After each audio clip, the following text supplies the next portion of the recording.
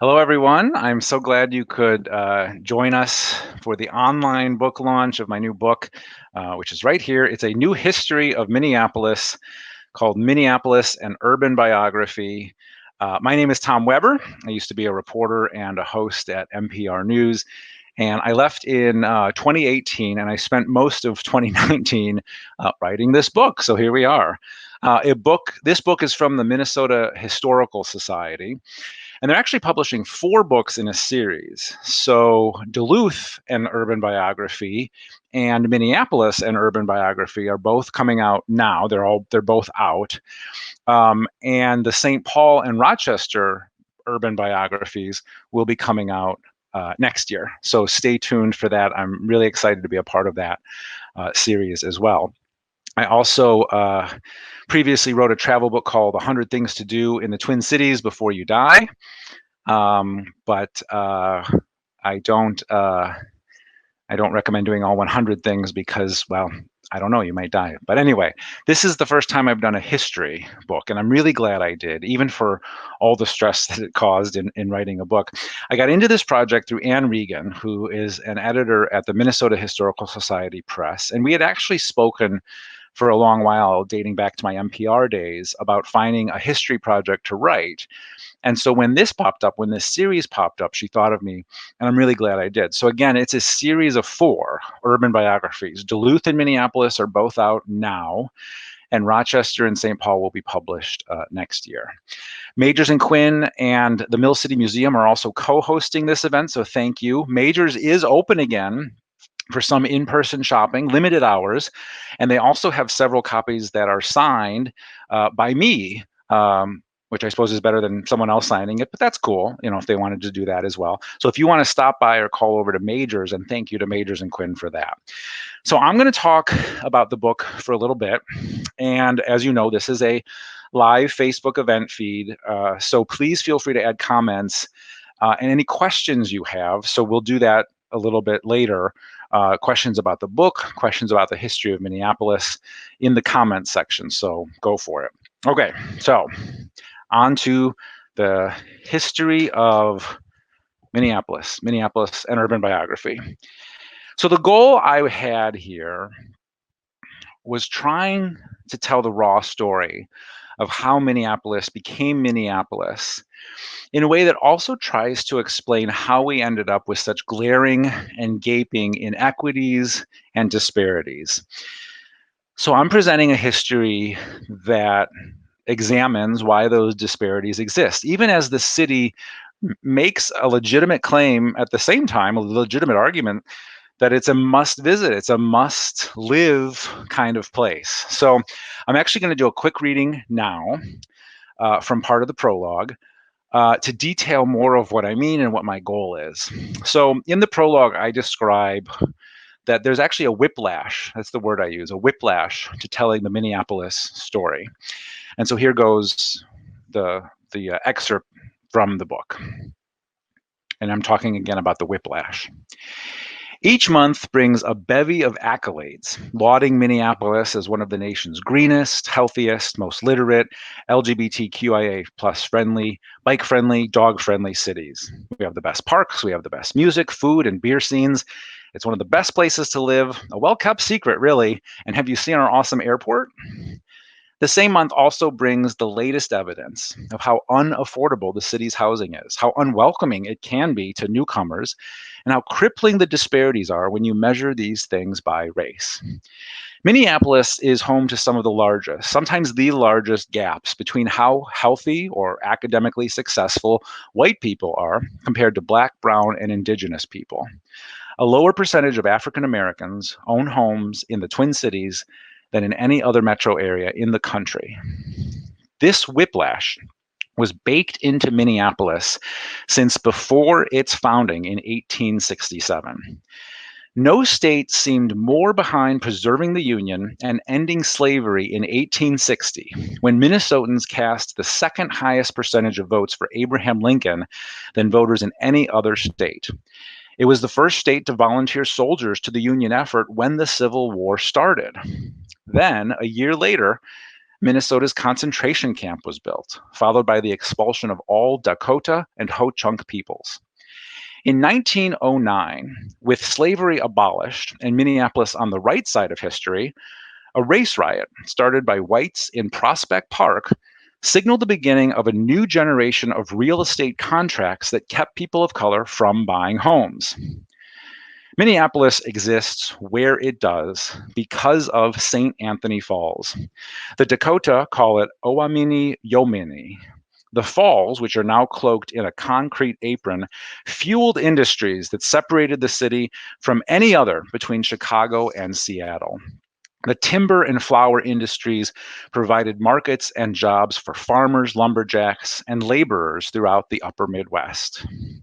The Minneapolis Whiplash exists here as well, where Pillsbury's and Washburns made their fortunes and built corporate industrial giants that created offshoot markets for prosthetic limb businesses because so many people lost body parts on the job. A mile downriver, the immigrants who lived in the flood-prone Bohemian Flats fed themselves in part by snagging floating fruit discarded upstream. Even the river is part of the Whiplash. It was a crucial part of the city's growth and success until it wasn't, so we turned our backs on the river until we didn't. So that was an excerpt from the prologue of Minneapolis and Urban Biography, which is out now. So it really seems right now like Minneapolis is the center of the world. The murder of George Floyd was the start of an international movement of protests against police brutality and the redeclaration that Black Lives Matter, which they do. The area, though, that became Minneapolis was and is still the center of the world to many of the Dakota people who lived here for millennia before any white people showed up. The confluence of the Minnesota and Mississippi rivers is sacred. It's the actual place where the Creator started everything, according to many Dakota people. The Dakota peoples have many creation stories, but Bedote is a key one, especially in this region. We know that confluence as the spot where Fort Snelling is and where Pike Island is, but it's been known as Bedote much longer. And it's not an exaggeration to compare how sacred Bedote is to the Dakota people as Jerusalem is to Jews, Muslims, and Christians. So this moment when Minneapolis is now again the center of the world is one that implores especially white America to reconcile with the fact that this is a country built on stolen land and in a way that benefited and still benefits white people. And I do wonder if we'll be able to recenter the Dakota people here in their sacred place of creation. So a little bit of the history. The first time a representative of the young United States came to this area and tried to get indigenous people to sign over their land was when Zebulon Pike Island, showed up, 1805. His treaty, or Pike's Purchase as it's called, with the Dakota, ceded the 100,000 acres that became the hub of the Twin Cities. But that treaty is largely considered invalid for many reasons I describe in the book. Still, that did not stop the army from coming in to build that fort, and later for speculators to come in to harness the power of St. Anthony Falls for timber and the flour mills.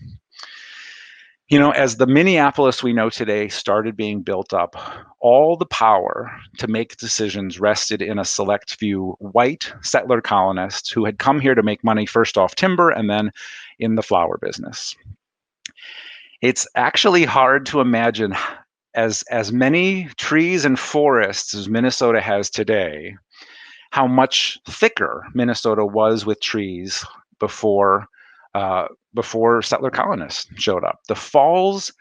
The St. Anthony Falls created water power sufficient to power those mills that processed all those felled trees. And later, the water powered mills that turned big grinders that broke the wheat down into flour. And that became the start of what then became General Mills in Pillsbury. So you have to think of the state. Think of the state of Minnesota. You have trees up north, farmland out west. And every single thing that's being produced once Minnesota becomes a state is coming then to Minneapolis to be processed. It's all coming down the river. They're sending the logs down the river to be processed in the sawmills, and they're shipping the wheat, once they get the railroads built, to Minneapolis to be processed into flour there. I think a lot of people, if they know that we had a timber industry and a flour industry in Minneapolis, they think that they happen one after the other. They actually overlap, actually by several decades. Timber and flour were both at the top of their game, not at the same time, but they both existed at the river at St. Anthony Falls at the same time.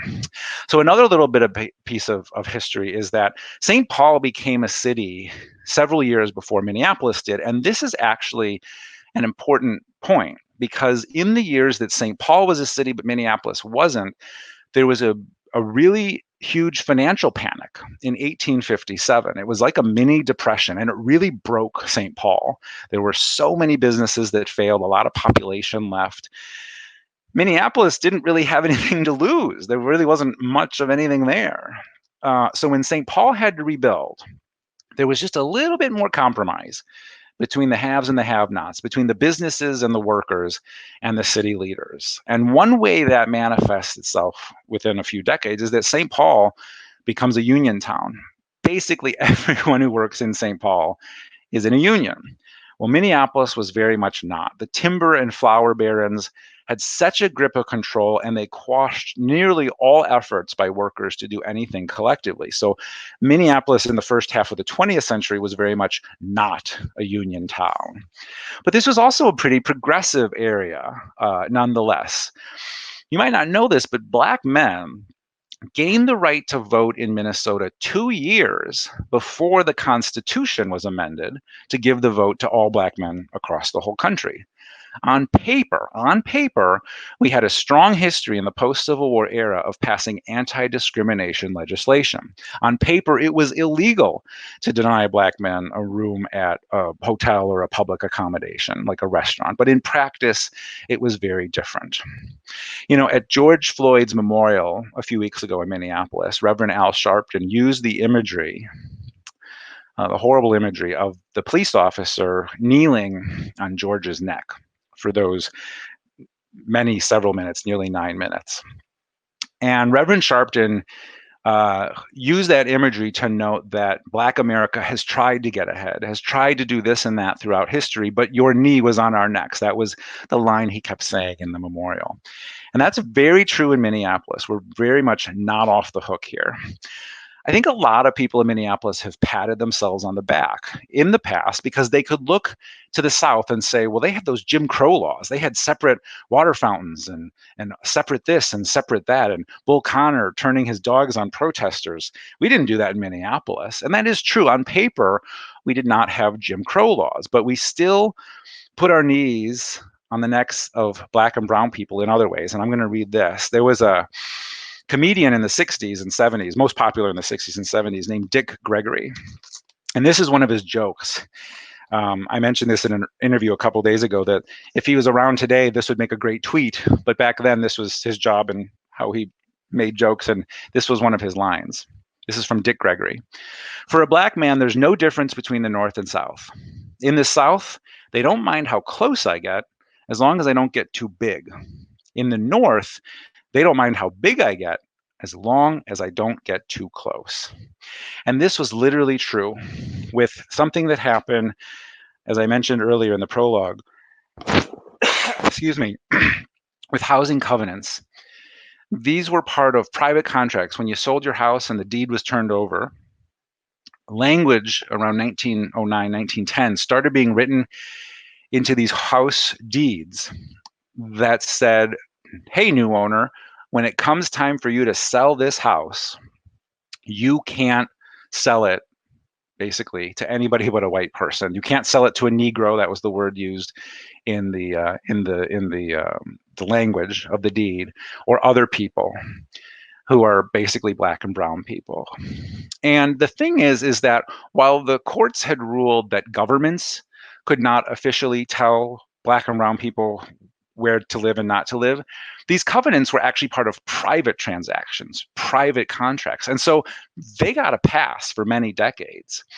And this is something that has been documented very well by a project here in Minneapolis called Mapping Prejudice. And you can go visit it at mappingprejudice.org. And Kirsten Delegard is the head of it over there. And I had the opportunity to chat with Kirsten. And basically, I'm always going to say that I feel like Mapping Prejudice has been the preeminent piece of research that has helped Minneapolis tell its story in the last decade. The last time a big history of Minneapolis was written was a little more than 10 years ago. And in the 2010s, Kirsten and the Mapping Prejudice Project really filled the gap and really have given us a new vision and new light by which to view the history of how housing discrimination happened, even if it wasn't sanctified by the law, comma, it was then later sanctified by law in practices that became known as redlining. That actually had its start with New Deal legislation and the like. But there were years when just private transactions between people meant that when it came time for me to sell my house, I can't sell it to a Black and brown person. The conclusion of this is that, and it had to do with leasing property too, not just buying property. So whoever lives in this area, is limited, and that the result is, as I describe in the book, this is not an accident. It is not an accident that the neighborhoods around Lake Harriet and Bede-Makaska and Lake of the Isles are frankly whiter and wealthier than neighborhoods elsewhere in the city. It is not an accident that people just happen to go here and there. And sometimes, and I don't think this trope really has a lot of oxygen anymore, but there was a while there where we were hearing that, Black people are self-segregating. They want to live together in this area and that area. And that certainly is the case sometimes with religious communities, like Jewish communities, who have certain, rules amongst themselves about living close together and being in a congregation. But the idea of self-segregation is a trope, and Black people and brown people were moved to very distinct areas of the city because of official and unofficial policy. I want to read here the other big part of that I come to here in this book. These are some census numbers I found while researching the book. So Minneapolis hit its highest ever population in 1950, and we were at 521,000 people in the city. We're a little under 500K now, so we're just under 500,000. We were a little north of 500,000 in 1950. And when that happened, when we hit our highest population, the city was 98.4% white. Minneapolis and St. Paul's Black populations only passed 2%, only got higher than 2% Black population in 1960. And as late as 1980, I was very young. I was a baby at that time. But in 1980, in my lifetime, Minneapolis was 87% white. St. Paul was 90% white. Now today, whites are still the majority in Minneapolis, about 60%. And we're going to have better estimates next year when those 2020 census numbers come out. Sidebar commercial, do your census if you haven't done it yet. That's still a thing. You can still do your census online. So that's a commercial for the census. But this really is something we have to realize. Think about a city that builds itself to being 521,000 people, and 98% of them are white. What kind of city is going to be built? Is that going to be a city whose institutions are built with Black and brown people in mind? So what happens when Black and brown people start to gain population and become a bigger part of the community? Well, they find, oh my gosh, these institutions weren't built for us. And that's where you have the inequities. That's where you have the disparities. In some ways, when Minneapolis's population for decades in the early 20th century was 99% white, you could argue in a very shrewd political way, there was no reason to worry about Black people unless we were just trying to figure out a way to get them out. There's just no reason. There's only 1% of them. Who cares, right? That's a shrewd political way of looking at it. But it really set the tables, really set the foundation for the Minneapolis we have today, in so much as these institutions were built the way they were. And now we're left to figure out how to either adapt them or rethink them. And I think you're hearing some of those conversations being had right now. Again, the hope of the book is to remind you that Minneapolis isn't just good parks and a good beer scene, which it is. It's a place with a deep history of discrimination, even if the discrimination comes in the form of Minnesota nice passive aggressiveness. One goal I have for the book is that this will be one of the things, one of many things, that helps kill the idea that Minnesota nice is a fun thing to joke about, because it's really not. But to write a book that says, here's the story of Minneapolis and how it contributes to systemic racism that's always been here, well, I have some news for you. That's really only going to be a surprise to white people. While Black and brown people might not know every single story or event that happened, as I write about in the book, they've lived this racism their whole lives. There are still today waves of racism coming in, and frankly, people are tired. I mean, I would submit that if you're white and you're watching this here tonight and you feel exhausted by the past few weeks, imagine being Black and brown, except you can't. You can't imagine being Black or brown. And I can't wire my brain to think in a way that doesn't incorporate the privilege that I have. So in writing this book, I'm now just the latest white man to publish a history of Minneapolis. And I take very seriously the fact that this means that here's the next book that doesn't have the full perspective. The one thing I will hold, though, is that I can try to use my privilege when I can to lift up voices. And here's another newsflash. It's really not. It's not up to Black and brown people to teach us about racism. For those of us watching who are white, we have to do this work ourselves in a lot of venues as well. And, buying this book is actually not how you do that. It's not dropping off a few bags of groceries at food banks on Lake Street isn't enough. You have to educate yourself, and you have to listen, and you have to hear about a proposal. If you hear about a proposal to address structural racism and you think, that's great, let's do that, then actually it might not be enough. If there's white comfort around an idea, it might not be enough. So ask yourself, what's the idea out there that really makes you uncomfortable, and learn more about that idea. So for those who just joined us, again, my name is Tom Weber, and this is our book launch of my new history of Minneapolis called Minneapolis and Urban Biography. It's now available online and at your favorite bookstore, including Majors and Quinn, which is co-hosting this event. And there are signed copies of the book at Majors if you want to head down there. I just saw that there's a question about whether there's any planned book signings. There's nothing in person right now, but we're trying to come up with a way. Maybe you can communicate with me on my Facebook page or through Twitter. I'd love to find a way, if you are interested in having a signing, maybe there's a card I can sign or something to hold you over. But at some point we do want to do in-person events, but obviously that's just still not possible because of COVID. So hold tight, stay tuned. We definitely we're hoping to do some in-person things, but that's just not possible this moment. But please keep us, reach out to me personally, and we'll see what we can do. So we're going to take your questions here in a few minutes, but I wanted to finish my part here by saying that this book came together because a bunch of other people wrote books too, and I used their research in shaping my book. I mentioned Mapping Prejudice earlier, mappingprejudice.org. I really hope you'll check them out, do some research, and frankly, you may find out that the house you live in has this language in its deed. The covenants are not enforceable anymore because of court rulings. You can't actually do this. You can't say, well, you can sell your house to whoever you want. But the language is still in those deeds. And actually last year, the Minnesota legislature and the governor passed and signed a new law that actually, if you have this language on your deed, you can get it removed because it's this racist language.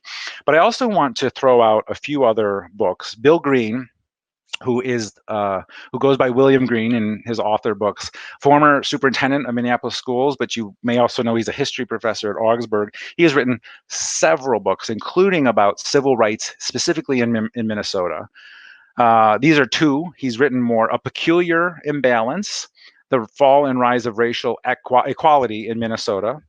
This is in the early 1800s, up to 1869, till just after the Civil War. And then Degrees of Freedom is another book I have, The Origins of Civil Rights in Minnesota, which starts after the Civil War and goes into the 1910s. I'm going to go through a couple more books here. This was actually just announced today. This book came out a few years ago. It's called A Good Time for the Truth. It's a collection of essays about race in Minnesota. Actually came out 4 years ago, and I just saw today that it was announced. And I think this was through the St. Paul Library, but it's meant as a statewide book club kind of event, where this is now the new book for what I think they're calling what is it called? One Reading, One Minnesota, One Book, One Minnesota.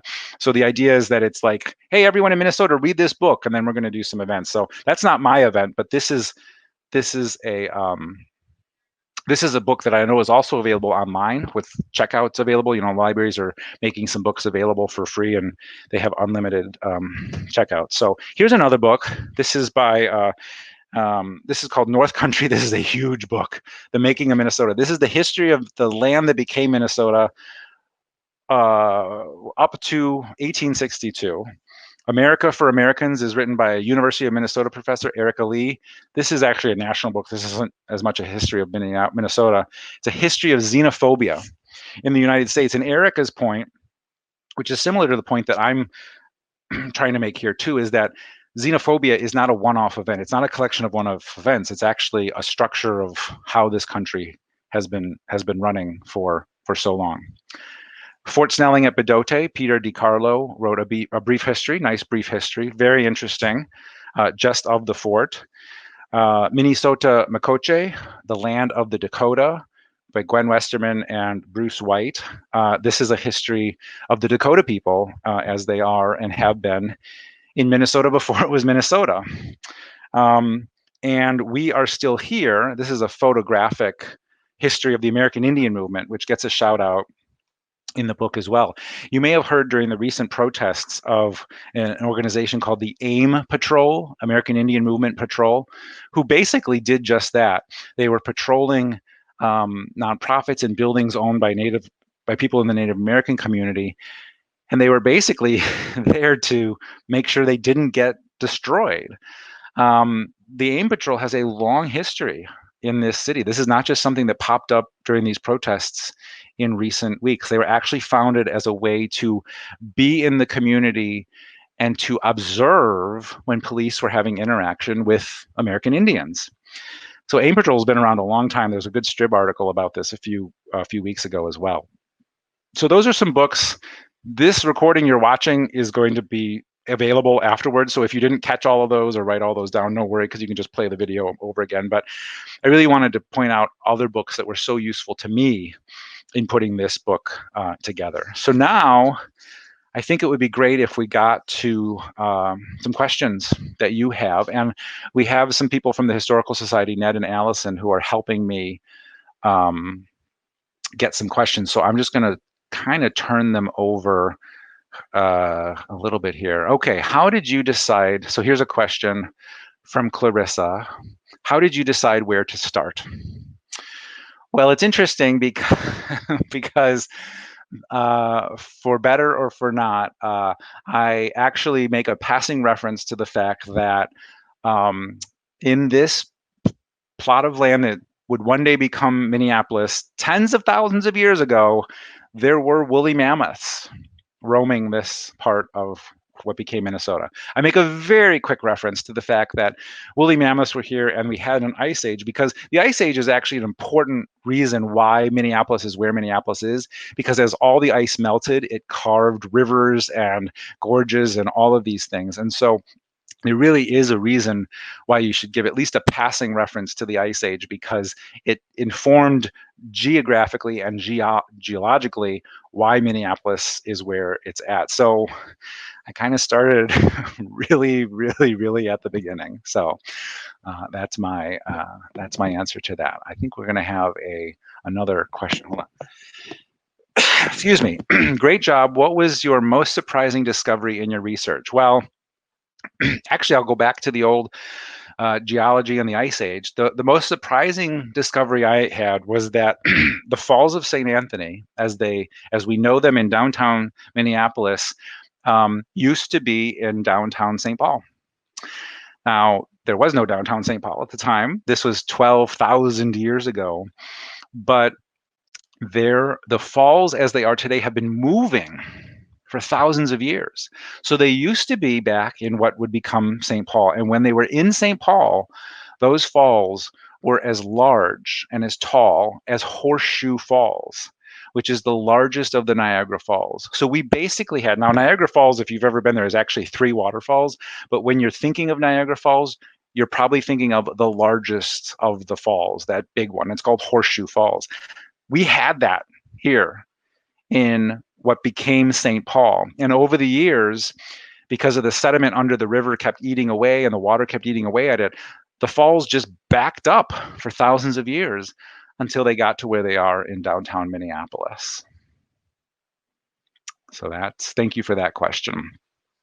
Where did the rivalry between Minneapolis and St. Paul come from? Well, I suppose it started at the beginning, but there was a really important moment that showcases how, we do this thing now where, oh, Minneapolis, oh, St. Paul, it's kind of a playful rivalry now. We do this thing about like, oh, well, I never go to St. Paul. And I know that's true for some people, or I never go to Minneapolis. But, when we say the word rivalry today, I don't really think people hold the other city in disregard.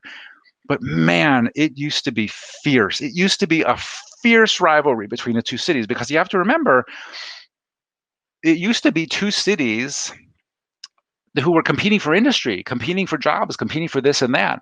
Well, now we have a global economy where Minneapolis is competing as much with Hong Kong as it is with St. Paul. And frankly, cities like Minneapolis and St. Paul have to work together to get an edge globally. But back then, man, it was fierce. And in 1890, so in 1880, Minneapolis for the first time, so St. Paul was the larger twin city for many years. And then in 1880, Minneapolis got ahead in the census, but just by a little bit, just a couple thousand. And between 1880 and 1890, there was so much growth, like 200% growth in each city. Nobody really knew who was the bigger twin city. So in 1890, the census comes and it becomes an all-out war between the two cities. At one point, commissioners marshals from St. Paul went over to Minneapolis to arrest people and charge them with census fraud. And there's a whole story about how Minneapolis reacted and boycotted St. Paul. And there was just this horrible, there was this immense hatred for the other city. And in 1890, there was still a chance that St. Paul could be the larger twin city. So each of them wanted to get to be the larger city. They wanted it for bragging rights and political representation and all the things. Well, it's a whole story. There was actually a lot of fraud, and I detail it in the book. But just think of this. When you had, the 1800s, the late 1800s were a time for lecture circuits, lectures. People would go and give lectures. That was a big form of entertainment. And you had people like Oscar Wilde who would come to town. And when we do an event today, like we're doing this event tonight, and I would never think to do 2 events, one for Minneapolis and one for St. Paul, but that's exactly what people like Oscar Wilde had to do. They would do an event in Minneapolis one night and St. Paul the next, because they wouldn't go to and yes, it was harder to get between the cities. We didn't have cars and things like that, but it was also because of the rivalry. So those are some interesting things about that rivalry. So we talk about a rivalry today with Minneapolis and St. Paul, but it's really nothing like what used to be. So thank you for that question. How do you personally find a balance between boosterism, a place you clearly love, with telling hard truths about what you've learned since being there? I don't know. I don't actually feel, I actually, when I came into this project, I didn't feel the need to have boosterism. And because frankly, Minneapolis has done a pretty good job of selling itself as, the park friendly and dog friendly, like all these things, all these lists where Minneapolis, is at the top of the list for good stuff. It's really easy to find. A lot of people who live here, so many people who live here love it here and they tell all their friends and things like that. So I feel like the boosterism is just happening on its own. So when I came into this project, I really wanted to say, no, let's not be a boosterism. Let's not be a tourism board pamphlet. Let's really get into this. And so that's where I came up with this idea that we're going to tell this story in a way that helps explain why we have these inequities that we have today. So thank you for that question as well. Excuse me. Next question is, any recommendations for learning more about the history of the first ring suburbs of Minneapolis? Well, excuse me.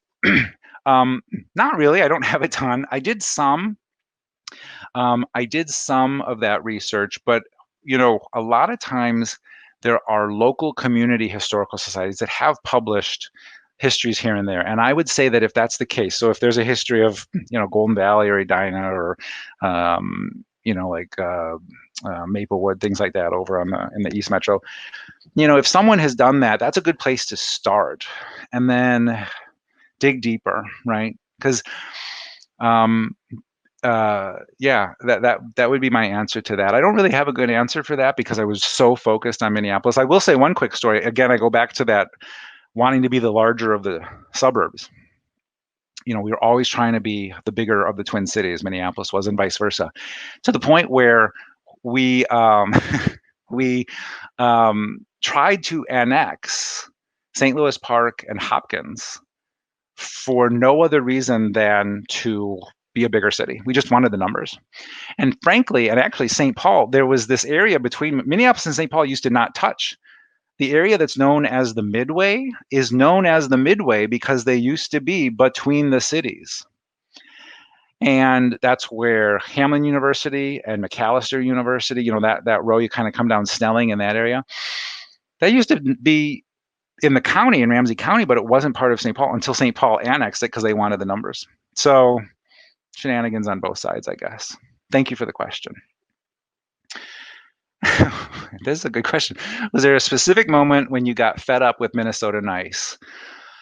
I don't think I got fed up with it. I haven't really ever thought of it that way. I've never really been fed up with Minnesota Nice because I felt like one goal here, as I mentioned earlier, would be to do it in a way to show Minnesota Nice for what it is. And frankly, without this book, I mean, there's been if you've been reading, articles that people are publishing or, people are writing their own commentaries on Medium, we're hearing a lot about Minnesota Nice in the last few years that have really started to take some of the shine off. So I don't feel like I had to lift all of that myself. I think we're doing a good job of showcasing what Minnesota Nice is for what it is. And it's not all bad. It's not, there's elements like I don't mind that people are nice to me, but we have to look at the hidden elements of it that are just ignoring those hard conversations. What's your favorite tidbit of Minneapolis trivia that you discovered in your research? From Brian. Well, it's interesting. I was going to say one of them is those census numbers I mentioned earlier about how even into the 80s we were almost 90% white. But here's another one. So in the early 1970s, we had a mayor of Minneapolis, Richard Erdahl, who was mayor for one day. And his side note is that he was also the most recent and potentially last for a very long time, maybe forever, Republican mayor of Minneapolis. And the reason he was mayor for one day was because the mayor who was in office was coming to the end of his term. He had actually lost his race for re-election. His name's Charles Stenbig.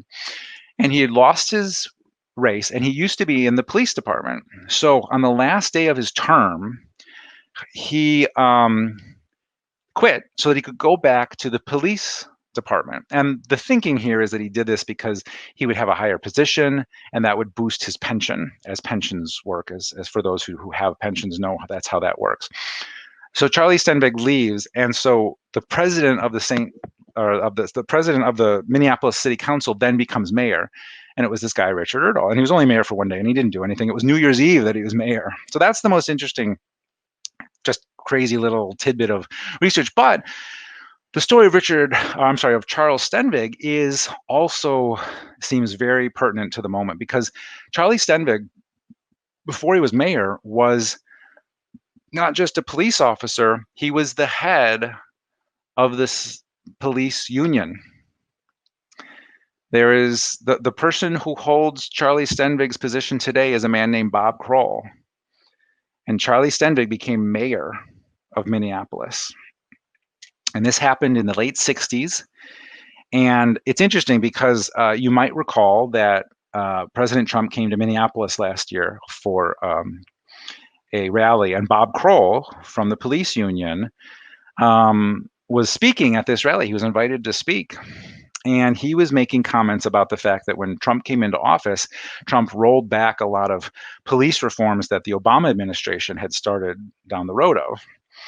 And here's Bob Kroll's quote in 2019. The first thing President Trump did when he took office was turn that around, talking about these reforms.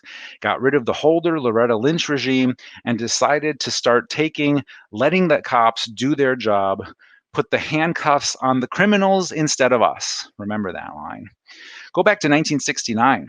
Charles Stenvig runs for mayor, and his whole platform is, we need to take the handcuffs off the police. It's almost word for word the same line that both men who served in the job of police union head used. In this case, Stenvig became mayor. His critics called him the George Wallace of the South. But you have to remember, in 1970, Minneapolis was still 93% white. So that was also an interesting. So that's two interesting things. The mayor for a day, but then also, the story of Charlie Stenvig really, another interview I did previously says history doesn't repeat itself, but sometimes it sure does rhyme. So that's interesting. Who are the people you consider most influential in making Minneapolis what it is today? Excuse me. Well, this is going to sound a little cliche, but I think that Hubert Humphrey actually does deserve a little bit of a shout out here, and I'll tell you why. Minneapolis was a incredibly corrupt place in the early 20th century. We had a mayor in the early 1900s named Doc Ames, who basically let gambling and all the illegal activities happen and turned a blind eye and took a cut.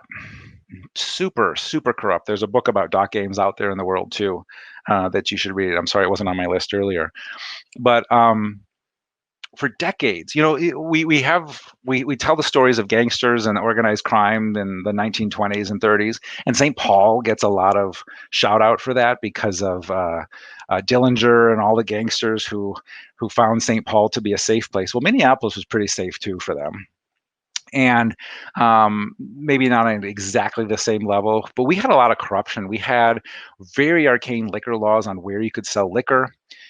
And because those places were certain areas, those spots also became areas where you would have gambling and other illegal activities and things like this. And really, when Humphrey came in, he had a coalition that really hadn't been put together before. He had labor, but he also had business. He won because he had this support from everybody, and gave him some political capital to start trying to make reforms. Did not clean it all up. Did not end with Hubert Humphrey's terms as mayor, but started us down that road. So that would be my answer to that. Thank you for that question. Does the book include the Latinx community and its role in Minneapolis? Not a ton, and I'll tell you why. Here's one reason why. So it does mention them. As we mentioned earlier, the percentages were so small, right? Such a small percentage. There is a great book called, I think it's called Latinos in Minnesota or Minneapolis. That's a good history book. But what you did have end up happening, so the place where the Latinx community gets the most attention in this book is to say that after the 1950s, our population started declining. We lost population for decades. And in the 1980s, that started to turn around. And in the 90s, we actually had our first increase in population. And the reason for that was immigrant population and refugee populations that came to Minneapolis to open businesses and live in areas like, let's say, Lake Street, right? So you have you have to look at Somali and Hmong refugees. You have to look at the Latinx communities.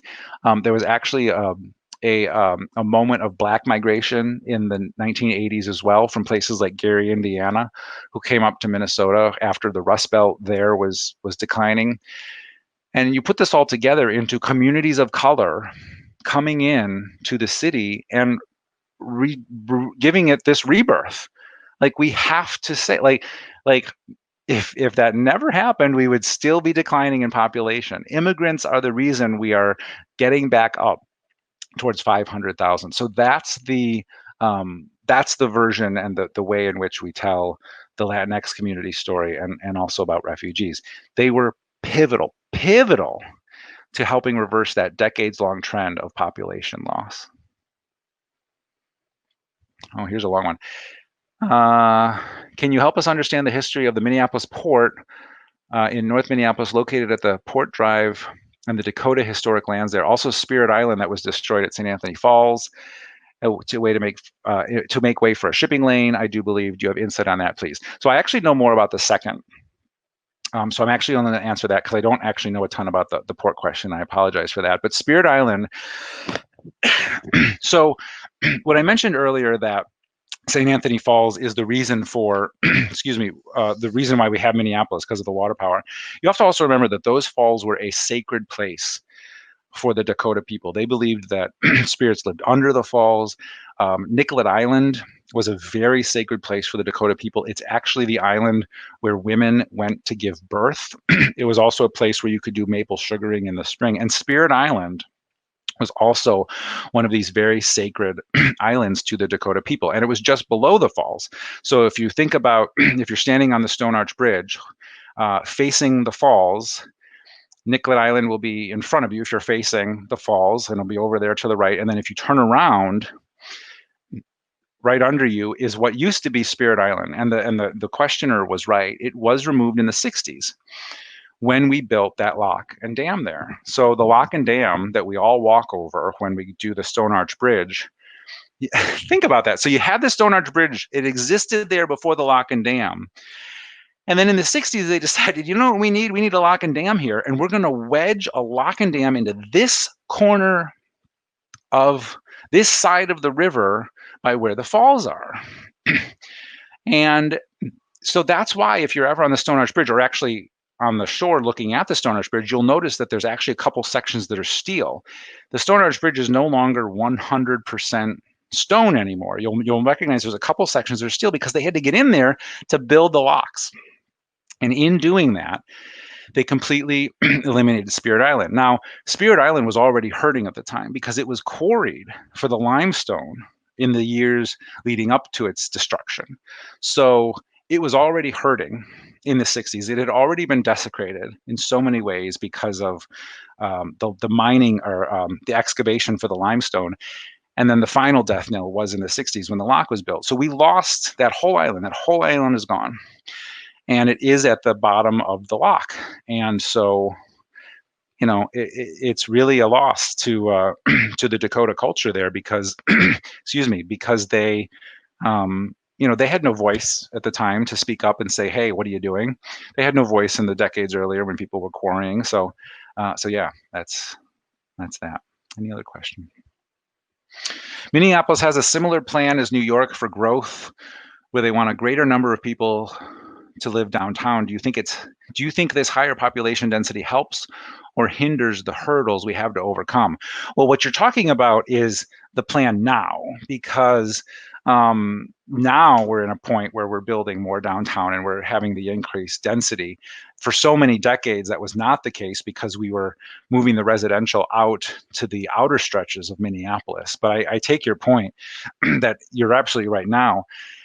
And I think you have to look at controversy alert. So the Minneapolis 2040 plan that was approved last year, I'm not going to get into that debate, but one of the things the council pointed out was that for years, when we were starting to rediscover the riverfront and we were making lofts in all these old factories and all these old buildings right along the river, there were no requirements for affordable low-income housing, none.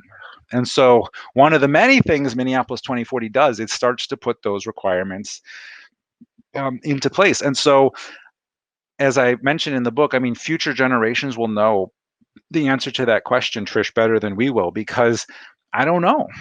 It does seem like we are trying to account for that, but there were so many years, even in the early 2000s, when there was this rebirth downtown where we weren't focused as much on things like affordable housing. So I'm being wishy-washy because I sincerely don't know the answer. I don't know what's going to happen there, and we'll see.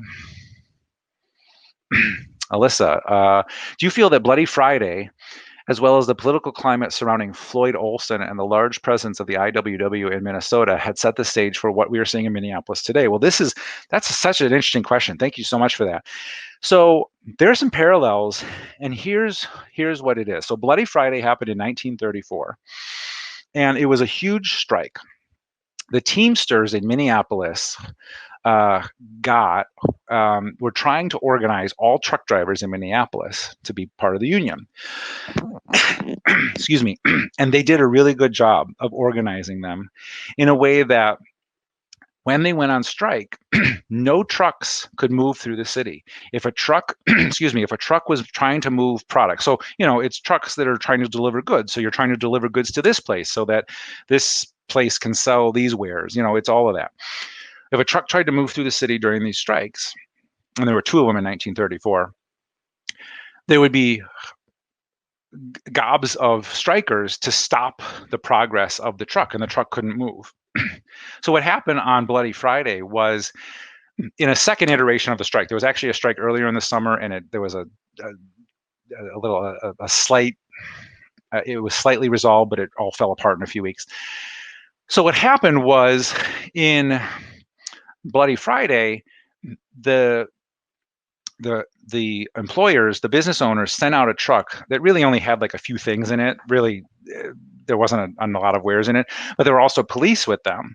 And when they got to this place and the strikers tried to stop the truck, the police came out and with live ammunition started shooting at the strikers, and two strikers were killed. And the funeral of one of those strikers drew 40,000 people a few days later in the streets of Minneapolis. And you have to remember that for decades, there had been this thing called the Citizens Alliance, which was, as one book calls it, the name of the book is A Union Against Unions, which is exactly that. It was a union of all the business owners in Minneapolis who were against unions.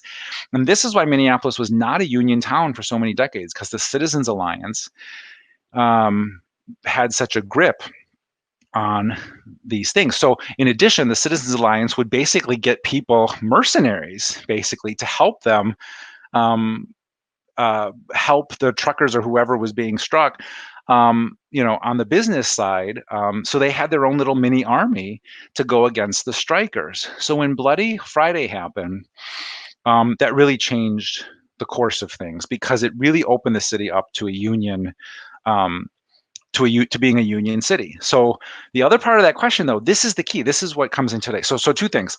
So Governor Olson commissioned a report about Bloody Friday, and that Bloody Friday report found that you had strikers and you had the business owners and then you had the police. And you might think that police should have been a neutral party, keeping people, don't fight, hey, we'll be in between here, don't throw rocks, etc. But this report found that the police were in no way a neutral party. They were on the side the anti-union side. They were on the side of the businesses.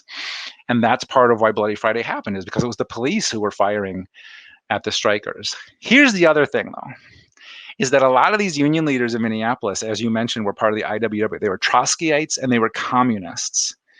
And so the business owners could make a claim to say, we need to get rid of these people because they're the communist invasion. They're the Reds. They're the Bolshevik revolution that's going to happen. And I will say this. I do believe that the leaders of those unions, who were Trotskyites and Bolsheviks and communists, I really believe they felt that Minneapolis was going to be the center of the world, or at least the center of the United States, for the communist takeover of the United States. I really think they thought the revolution was going to be here. And so it is interesting today to say Minneapolis is once again the center of the world. And we're the center of the world for police actions, but we're also the center of the world for huge fundamental changes in something. And in this case, it's police reform. So in the 1930s, I really have the sense that the leaders of those unions thought this is the center of the world. This is going to be how communism takes over the United States. It's going to start in Minneapolis. And now today, it's entirely possible, we'll see, right, that a massive change in policing starts in Minneapolis and takes over the country. We'll see. We don't know what's going to happen. But there are some fascinating parallels between the Teamster strike of 1934, the trucker strike of 1934, and today, and what's happening today as well. We have a few minutes left. I think we have time for one more question. And then I have a couple notes at the end here. So this is our last question. I know there's other questions, and certainly reach out to me, by the way. I have my own Facebook, Tom Weber, as kind of my author page, not my personal Facebook, but my author page. So feel free to contact me there. Did you use any first-person memories of early life in Minneapolis or St. Paul? If so, is there a specific archive that is home to these memoirs? So no. Oh, I'm sorry. I read the question as whether I used any first person of me. No. There's no I in team here. But to answer your question, the Minnesota Historical Society has an oral history project. There are a lot of histories where people have just recorded their histories, and it is first-person accounts. And to be honest with you, even though the Historical Society is closed right now, a lot of those things are online. So if you go into the Historical Society website and search collections, you can find oral histories. The Hennepin History Museum also has some of these resources as well. So what you're really looking for is oral histories, I think, to answer your question.